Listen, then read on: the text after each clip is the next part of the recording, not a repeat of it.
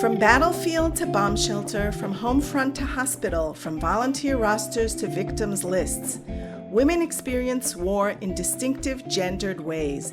These are their stories. These are their voices. Welcome to Voices of Women at Wartime, a podcast by the Center for Women's Justice in Israel. I'm your host, Rivka Lubitch.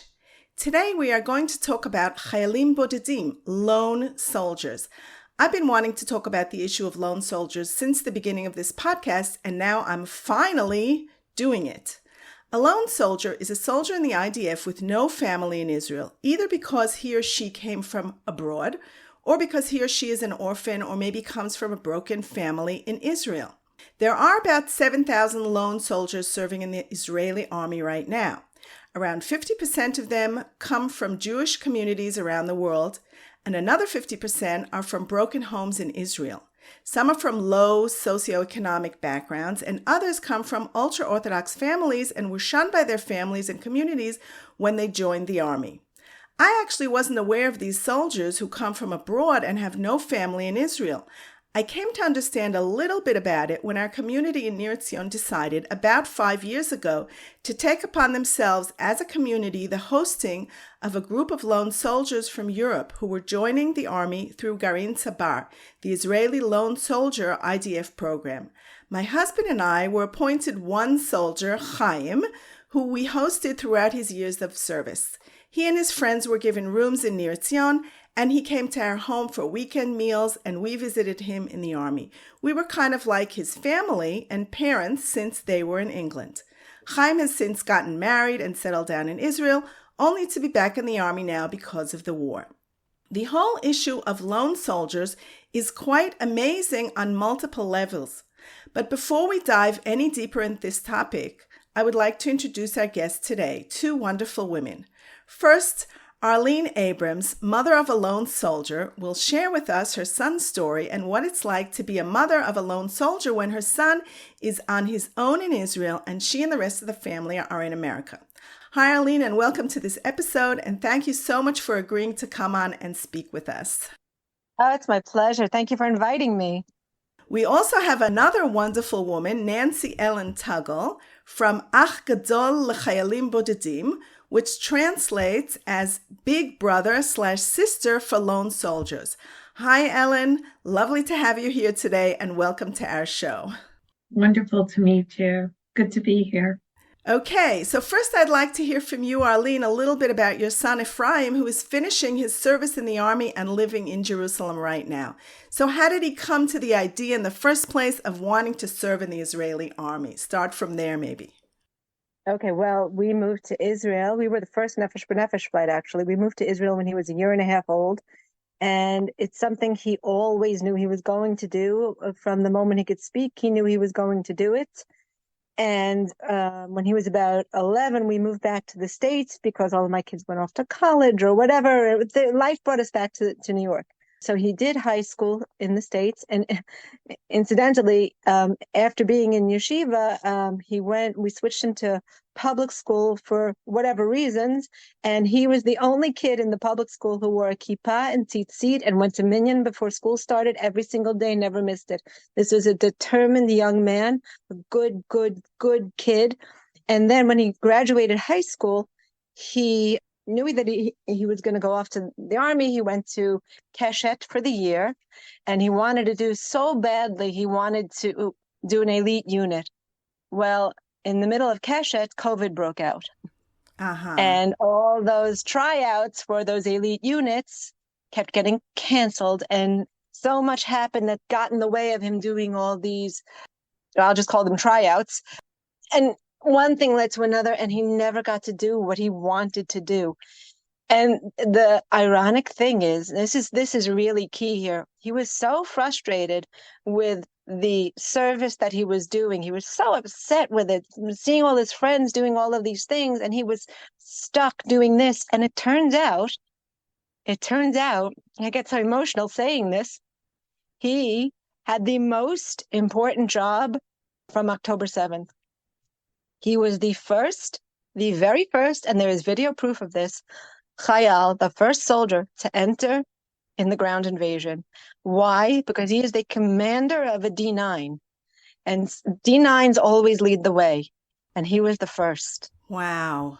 Amazing. About a half an hour ago, I heard the recording of his speech that he gave on the ceremony in Jerusalem at Givat HaTachmoshet on Yom HaZikaron.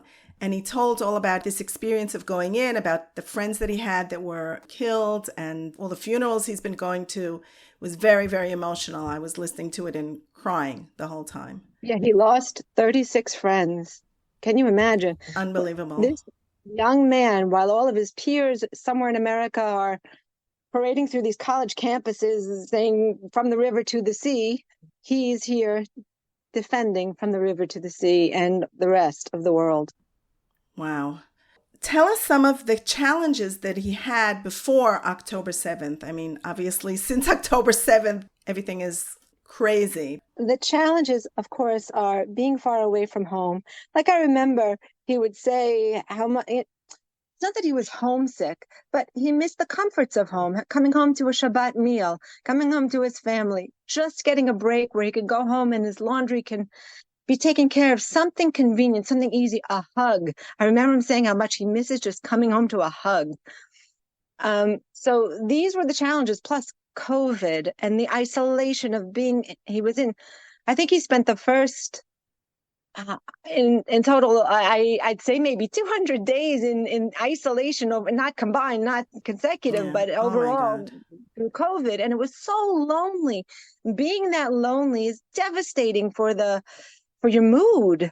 So where did he actually live? I mean, how did he do washes and eat? And That's a story in and of itself. One of my daughters was living there at the time, so it was very brief that she was living there. So he got to like do stuff, laundry, take care of some needs there, but that was brief. He lived in a lone soldier house, and that had its own challenges, but nothing's like home. But he managed. And also, well, COVID threw a lot. I hate to keep on repeating myself, but it threw a lot of wrenches in him getting things done.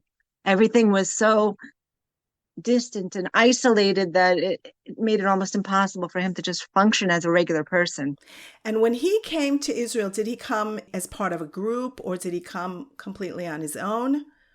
He came completely on his own in the middle of the school year had already begun at Keshet, but he says that was the best year of his life. Keshet is a remarkable place. I'll just say that it's a mechina kdam tzvait. So a mechina kdam tzvait is a yeshiva military prep. The one in Keshet is very well known as a good place. Incidentally, Keshet, unfortunately, since October 7th, they lost a lot of guys that went to Keshet. We went to Har Herzl and we visited a lot of the guys that were there. It's very, very sad. I mean, to say the least. Ellen, tell us about the Big Brother / Sister organization. How did you come to be active?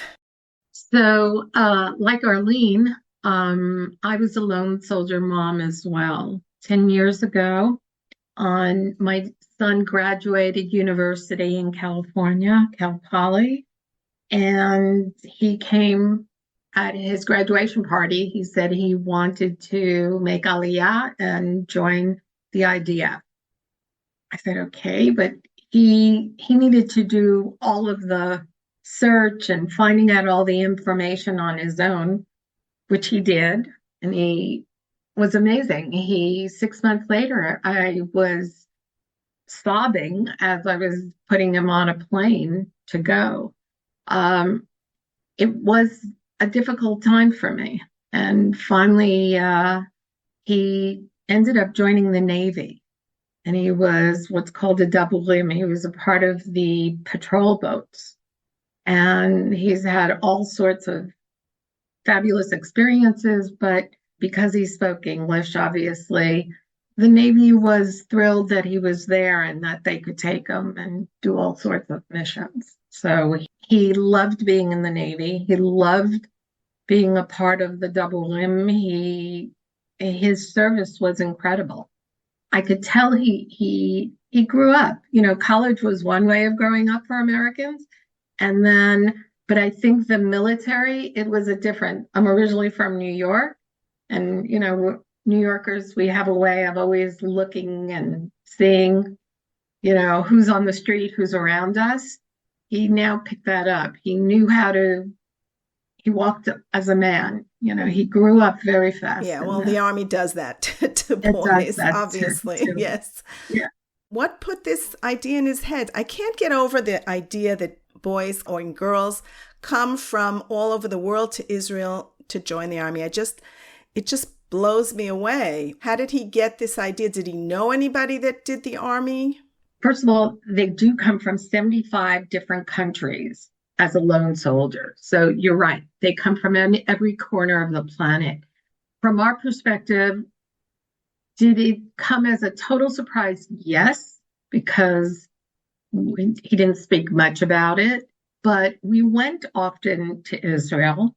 I would take the kids to Israel a lot. We happen to have a wonderful family, and service in the IDF is very common.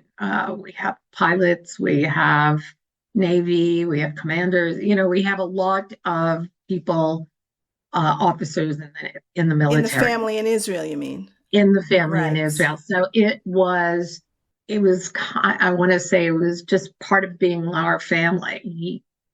But since we were in the United States, I never expected him to choose that path, but I'm very proud. It's definitely a challenge being a parent. And one of the roles, I know there are other, the Savar, the Green Savar is an excellent, they also work with lone soldiers, Nefesh B'Nefesh, the FIDF. Our differences are, those are large organizations that looks at the lone soldiers as group that I don't want to say an entity, but basically there's soldiers. We actually have lone soldiers that became they already did their tour and they come back and they volunteer as a big brother or big sister to a new lone soldier. So it's more one-on-one. That's amazing. That's amazing. That's the whole foundation of Gadol, where we're as opposed to business to business, we're business to the customer, to the soldier, to the chayal. I wish I had that, Zack, because it would have helped me as a mom. No. On one side, we were fortunate. He was staying at a kibbutz, Magan Michael, and Yael Eisner happens to be also very involved with Gadol and with, getting kibbutzim and lone soldiers together. And she was an amazing, I call her the second mom of my son. What I want to ask is, at what stage do they get connected to a big brother, what you call, or a big sister? Does that happen abroad or after they come to Israel and join the army? How does that work? There are two different situations.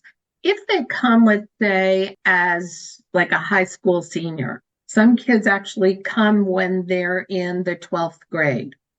And because they know they're going to want to go into the military, then we actually meet them there. And we come and go to high schools and we talk to them and we explain who we are, what we are. And we preemptively, just like Kesha, we connect with them. And we help them go through the prepping for military service. So they're never doing it alone. Also, we're making sure that their Hebrew is set up, whatever bureaucracy they need to go through, opening up a bank account, rent, all of just, figuring out how to get electricity or internet at your apartment. These are the kinds of things that the brother walks through with the soldier. Or if they come in after they already graduated high school, new recruits, we actually go to Mikveh alone. We come 5 or 6 of us. I also bring my dog, Max, who is actually a service animal. So kind of relaxes everybody, becomes super relaxed at that point. And I don't want to say kids because they really are soldiers. They're remarkable people.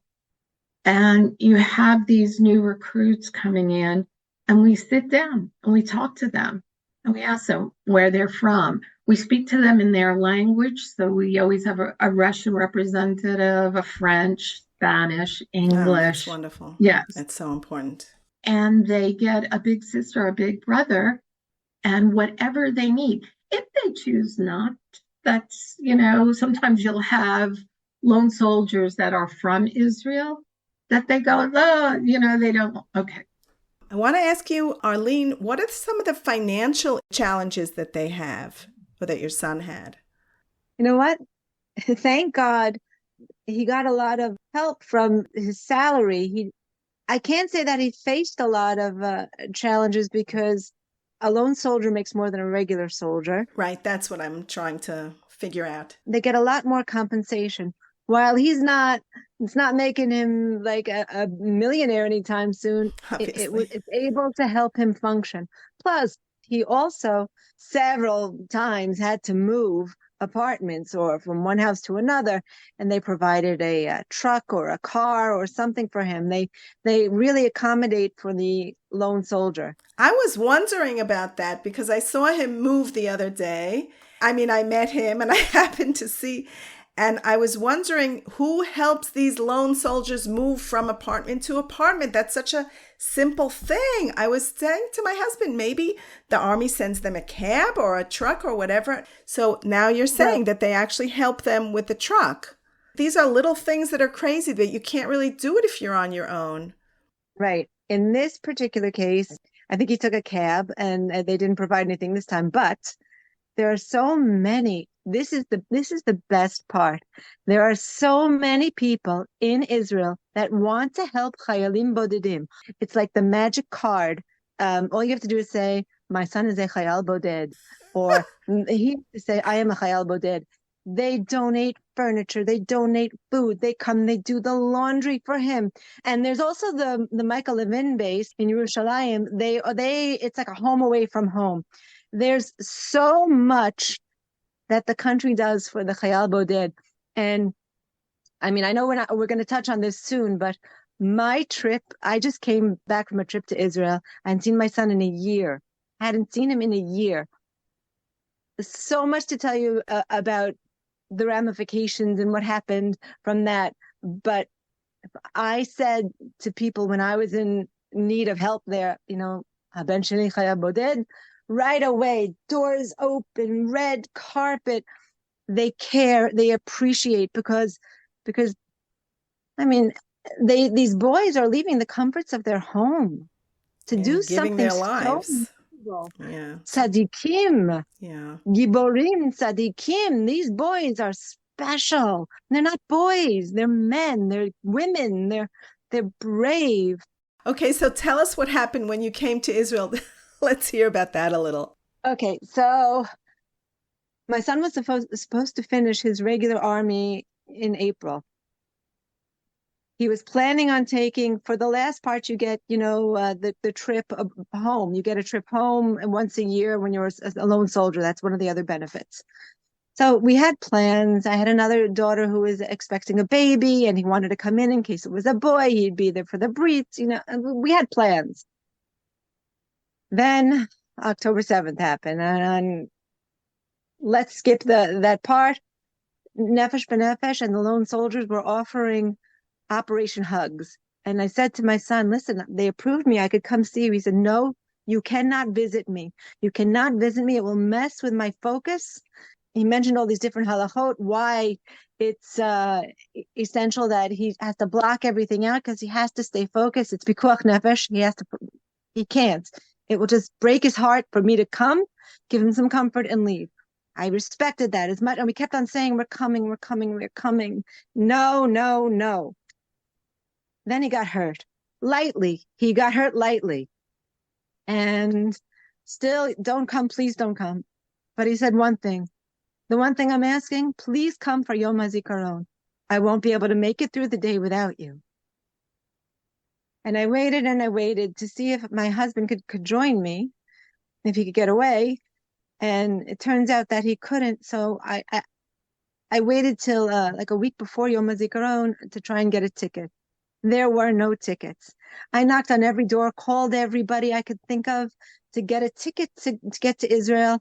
So I finally reached out to, I don't know if you're familiar with Hillel Fold. I reached out to him. He doesn't know me. I don't know him. We have friends in common. He's a very, very big Israel influencer online. Look him up if you've not heard of him. I told him my story. He gave me his travel agent. And within an hour, I had a ticket to Israel. And I don't even know him. And he doesn't understand what he's done for me. The travel agent said, listen, you are running a risk. I can't get you a direct flight there. I can only get you a flight back. And you're running a risk of losing your luggage. I did a stopover in Spain. I go in Spain to the El Al gate. Right away, I feel this sense of home. And because I made Aliyah years ago, I have an Israeli passport, but passport expired a few months ago, and I was not able to renew the passport. Doesn't matter. Ben Shali Chayal Boded, passport's valid. I get to the gate, and the guy says to me, so what does your son do? I said, Mifaked D9. He goes, oh, he's the commander of a D9. He said, well, he's been busy. Anyway, I get on the flight. All of us that got on the plane in Spain, the rhyme, all of us that got on the plane in Spain, they gave this piece of paper to saying, your luggage didn't make it on board. Sure. They said, don't even bother going to the gate, the carousel to get your luggage, go straight to the lost and found. Now, keep in mind, I hadn't seen my son in almost a year. He was wounded in Gaza. And he is emotionally and physically, I don't want to say broken, but that's really what the truth is. And I know he's waiting for me on the other side of that door. Get ready for the tissues, because this is unbelievable. I get there. I walk all the way to the other side of the airport where the lost and found is. And there are literally hundreds of people wrapped around the airport waiting on this line because it's an unprecedented amount of luggage lost because there's not enough manpower to do the luggage and the security. So I see the first person standing in bitachon, and I go to her and I say, listen to me. I say to her in Hebrew, listen to me. My son is a chayal boded. He was wounded in Gaza. I haven't seen him in a year. My luggage is lost, and I can't wait on this line because he's waiting for me on the other side of that door, and I just want to get to him to give him a hug. She takes me by the hand. This is Israel. You gotta love it. Amazing. Walks me not only to the front of the line, and everybody's looking at me, and everyone's going, but I'm next, no, I'm next. And she brings me into the office behind the glass wall of the security where they're all sitting with the computer. She says to the head of the lost and found, my story, and he says, Bo Shvi. He sits me down practically on his lap. He takes my information. He says, now go see your son. I run out of there with my piece of paper, and I run to see my son. And let me tell you something. The first words he said to me when I got in his arms, when we held each other, was, Mom, I never thought I'd live to see this moment. I swear I didn't think I'd see you again. I didn't think I'd see you again. And over again, through heavy sobs, I didn't think I'd see you again. He's so much bigger than me. You have to understand, holding this was once my little baby, who's this now giant of a gibor, and he's telling me, Mom, I didn't think I'd see you again. Can you imagine what that moment was like? Anyway, there are many more stories like that from my time there. Okay. We're about to finish. Anybody want to add something after this? I don't know what. Arlene, you're also a brave woman, and you came here, and you're also what makes Israel great and the army great. So kol hakavod. And how is your son now? How is he recovering from his wounds? First of all, thank you for your kind words. He's on the mend. It's going to be a long road, but he is something special. We have a lot of reserves, a lot of people that came back. It's unprecedented. There were 300,000 people that came in one day to the military. Oh my God. And they are needing a lot of help. Social workers, psychologists, they are only given 1,500 shekels, which is basically 3 visits. And part of our campaign is also for this year right now is to get them more help, constant help, so that they can, once again, you get a big brother for life, big sister for life. It's not, but I don't know. I hate to say this, my daughter-in-law, my son has since, gotten out and married, but she has worked for 12 years. She was in the military. And when this happened, she was the one that actually notifies the parents when there was either exactly. And it was a horrible time, just a horrible time. But together, we all do it together. We support each other. And you're right. I was amazed too. I made Aliyah 4 years ago when I said, oh yeah, I'm staying here. Arlene, do you know if your son has any plans to come back to Israel? Did he make Aliyah? Yeah, he made Aliyah. Well, first of all, he's Israeli because he grew up there. But Right. yeah, no, he's definitely coming back here. He's a keeper. No, he's staying there, period. He's definitely wishes to be a productive part of society in Israel, making it grow, doing the best he can. And because there's really no other place for us. There is no other place for us. Wow. Yeah. I want to say that I saw the speech that he gave in Givat HaTachmoshet, and I'm going to put the video up on the notes for this episode. It was absolutely amazing. I cried right through it, and he has such an amazing message to say to people, and the way he says it and puts it, it's just, watching him was amazing. Okay, this has been an extremely inspirational and a very moving episode. I'm full of admiration for both of you. Arlene is a mother of your wonderful son Efraim, and Ellen for all the work your organization does, and for you also being a mother of a lone soldier. We are living in such troubling and trying times. It warms the heart to hear about such good people doing great things for our nation. Also, thank you to Shani Abrams, who made the connection between me and Arlene, and thank you to Frida Givon, who suggested I speak with Ellen. I also want to thank our listeners for tuning in today. By listening to this podcast and giving women's voices your attention, you give them power. If you, like us, agree that women's perspectives are essential to the Israeli narrative, subscribe to the Voices of Women at Wartime wherever you get your podcasts, give us a rating, and encourage your friends to listen and subscribe too. If you have thoughts, questions, or comments, we'd love to hear from you. You can reach out to us on social media on the Center for Women's Justice page on Facebook, Twitter, Instagram, or LinkedIn. In addition, we appreciate any amount via our donation button that will help support our work. Thank you, Rabbi Scott Kahn, for the recording and editing. I am Rivka Lubitch from the Center for Women's Justice. Bye for now, be well, and stay safe.